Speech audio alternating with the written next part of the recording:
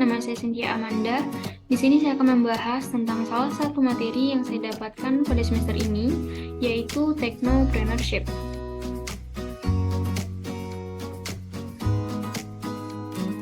Apa sih Technopreneurship itu? Jadi, Technopreneurship adalah istilah yang menggabungkan dua konsep utama, yaitu teknologi dan entrepreneurship. Teknologi mengacu pada alat, metode, dan proses yang digunakan untuk merancang, mengembangkan, dan menerapkan solusi praktis untuk memenuhi kebutuhan manusia. Sedangkan entrepreneurship adalah kegiatan atau sikap seseorang yang menciptakan, mengembangkan, dan mengelola usaha atau bisnis dengan mengambil resiko dan menghadapi tantangan untuk mencapai tujuan tertentu. Jadi, Technopreneurship itu mengacu pada proses atau kegiatan menciptakan, mengembangkan, dan mengelola bisnis yang berfokus pada teknologi atau inovasi teknologi. Why Technopreneurship? Atau kenapa kita harus mempelajari Technopreneurship? Tujuannya adalah yang pertama, Technopreneurship itu membantu untuk membangun keterampilan kewirausahaan, memahami teknologi dan inovasi, mendorong kreativitas dan inovasi, membangun jaringan dan kolaborasi, serta meningkatkan perekonomian. Kemudian kita masuk ke Technopreneurship Implementation atau implementasi Technopreneurship dalam konteks sistem informasi. Contoh yang saya ambil adalah e-learning. E-learning itu merupakan sistem pembelajaran elektronik yang memanfaatkan teknologi informasi untuk membuat hingga mendistribusikan materi pembelajaran ke penggunanya. Manfaat dari e-learning itu sendiri adalah yang pertama, media pembelajarannya yang variatif, waktu belajar yang fleksibel, akses materi kapanpun dan dimanapun, otomatisasi proses administrasi, hemat biaya operasional, serta dapat membantu kita melakukan pemantauan performa belajar. Selanjutnya kita akan bahas tentang konsep bakar duit pada startup. Startup adalah perusahaan yang baru didirikan, di mana ia beroperasi dalam lingkungan yang belum pasti, biasanya dengan sumber daya yang terbatas. Startup umumnya didirikan oleh sekelompok orang dengan tujuan untuk mengembangkan dan menguji ide bisnis yang inovatif dengan potensi pertumbuhan yang cepat. Konsep keuangan startup memang sudah akrab dengan konsep bakar uang atau cash burn. Kondisi ini terjadi jika pengeluaran masih lebih besar dari pendapatan. Bakar uang sendiri adalah suatu kondisi di mana perusahaan kehilangan uang untuk melakukan pertumbuhan perusahaannya dengan menggait pelanggan.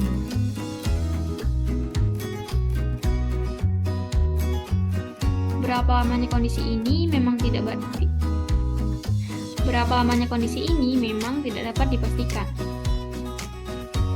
Pendapatan awal yang didapatkan oleh perusahaan biasanya didapatkan dari angel investor, yaitu investor idaman yang dengan cuma-cuma memberikan dan menyuntikkan uang investasi kepada perusahaan tanpa syarat.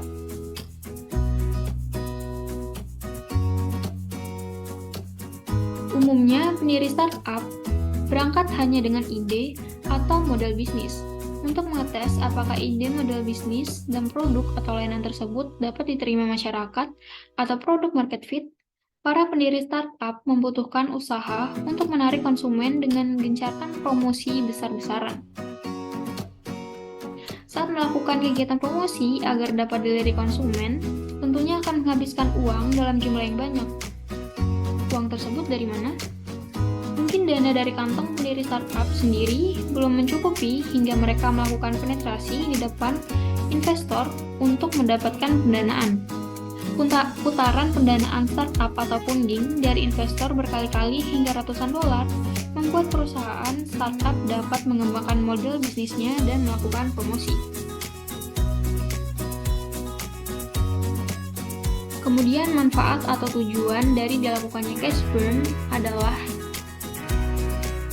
Yang pertama, meningkatkan brand awareness. Yang kedua, menguasai market share.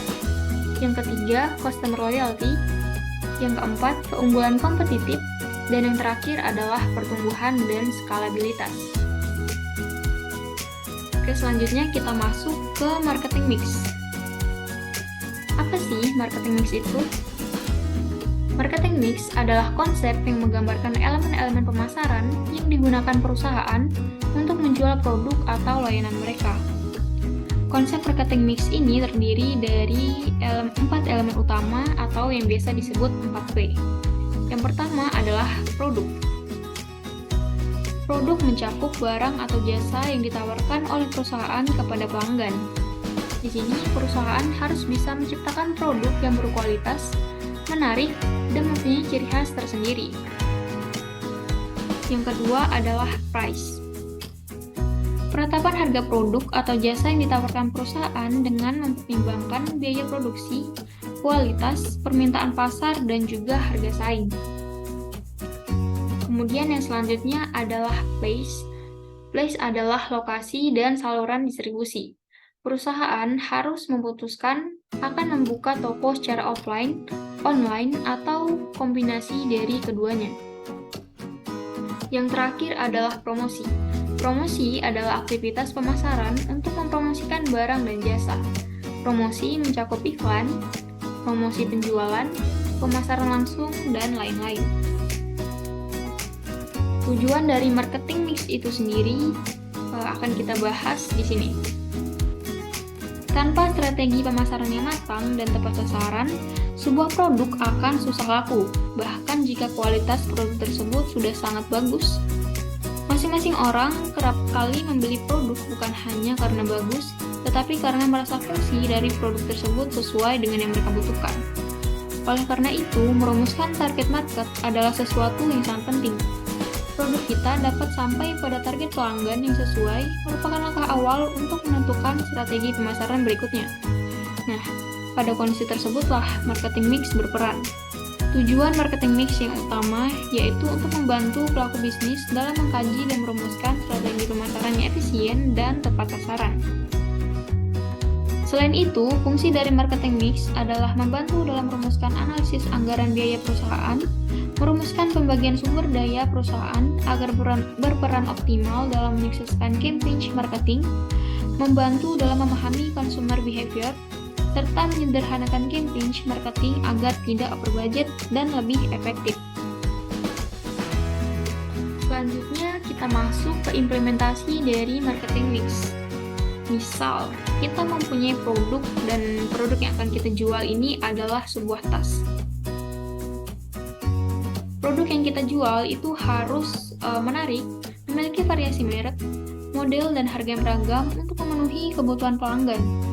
Kemudian kita juga harus memastikan kualitas produk dan memberikan deskripsi yang jelas untuk menarik pelanggan. Kemudian penetapan harga produk atau jasa yang dengan mempertimbangkan biaya produksi, kualitas, permintaan pasar, dan harga saing. Ada 3 skema strategi harga. Yang pertama adalah skimming price. Skimming price adalah harga awal produk yang ditetapkan tinggi berdasarkan produk atau jasa yang berkualitas tinggi. Pada contoh, skimming price itu adalah seharga Rp300.000, di mana itu berdasarkan kualitas dari produk itu sendiri. Kemudian yang kedua adalah penetration pricing, itu seharga Rp100.000, di mana penetration pricing itu adalah menetapkan harga yang rendah dengan tujuan menguasai pasar.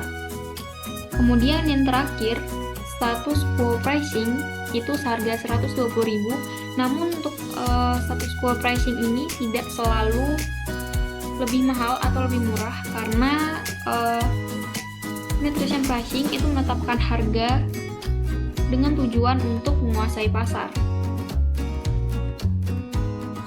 Kemudian selanjutnya adalah tempat. Owner harus memutuskan akan membuka online store atau offline store, ataupun kombinasi dari keduanya. Selanjutnya adalah promosi.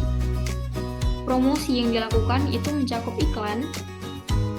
Iklan merupakan penggunaan media cetak, televisi, radio, digital, atau luar ruangan untuk menyampaikan pesan promosi kepada audiens yang lebih luas. Iklan dapat berupa gambar, suara, atau kombinasi keduanya yang bertujuan untuk menarik perhatian, membangun minat, dan mendorong tindakan dari pelanggan potensial. Kemudian selanjutnya adalah media sosial.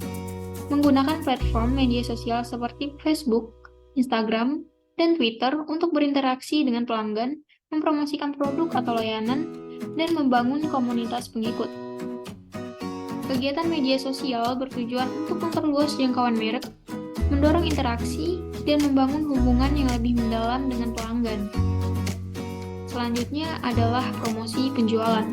Kegiatan promosi, pendekatan yang digunakan untuk merangsang permintaan sementara dari pelanggan, seperti diskon harga, kupon, program hadiah, atau kontes.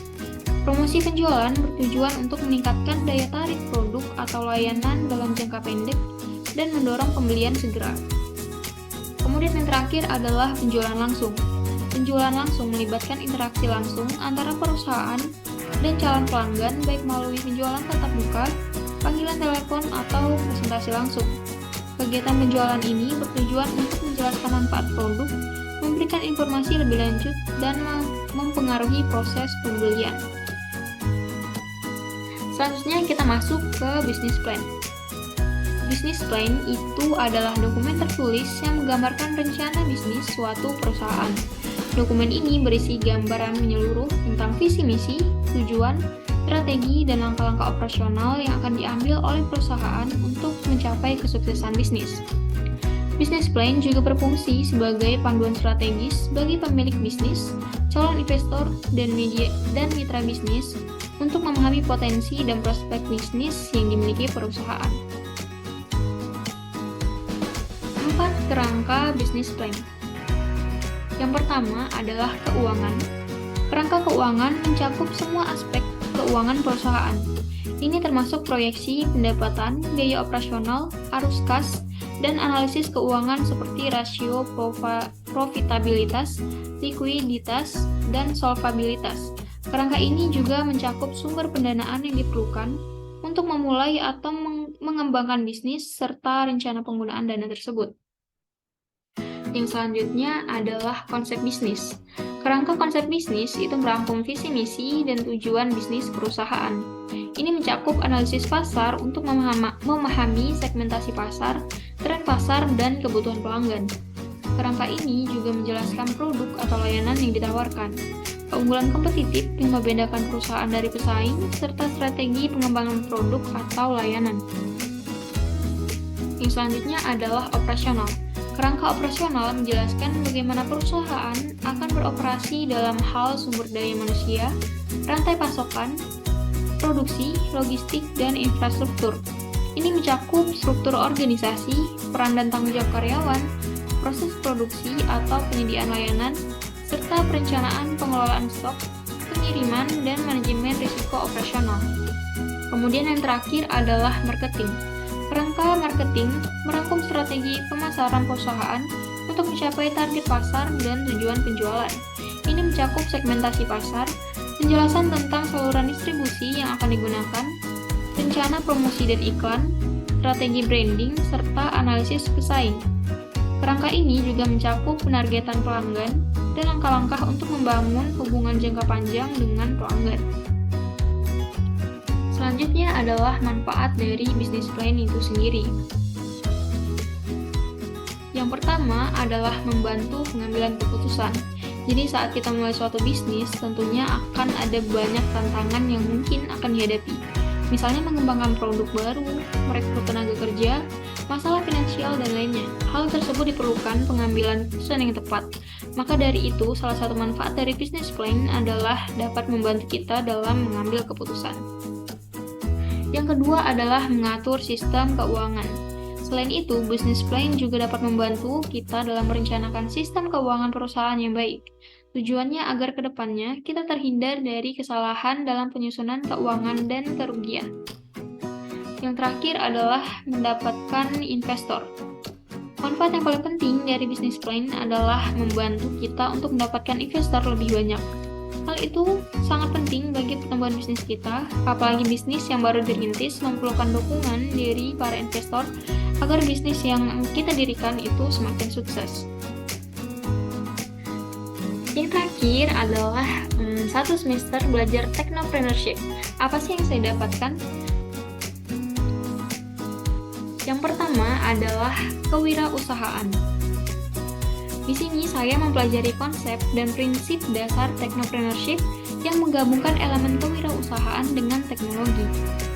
Kita memahami bagaimana teknologi dapat digunakan untuk mengidentifikasi peluang bisnis, mengembangkan produk atau layanan inovatif, dan menciptakan nilai tambah. Kemudian yang kedua adalah pengembangan keterampilan bisnis. Mempelajari technopreneurship itu membantu saya mengembangkan berbagai keterampilan bisnis yang penting seperti manajemen waktu, kepemimpinan, analisis pasar, perencanaan strategis, pemasaran, dan keuangan. Di sini saya belajar bagaimana menerapkan keterampilan ini dalam konteks teknologi dan wirausaha. Kemudian yang selanjutnya adalah pengetahuan tentang model bisnis digital. Di sini saya mempelajari model bisnis digital yang sukses dan cara mengembangkannya. Di sini saya juga memahami konsep seperti platform digital, pemasaran online, monetisasi, analitik, dan strategi pertumbuhan dalam dunia digital. Kemudian yang terakhir adalah kreativitas dan inovasi. Mempelajari technopreneurship itu membuat saya terangsang gitu kreativitas dan inovasinya. Saya juga diajak untuk berpikir di luar kotak atau out of the box, mencari solusi yang unik dan menciptakan produk atau layanan yang memenuhi kebutuhan pasar dengan cara yang baru. Di sini saya juga belajar tentang design thinking, prototyping, dan juga pengembangan produk yang inovatif. Oke, sekian materi yang saya dapat bagikan pada kali ini. Thanks for watching.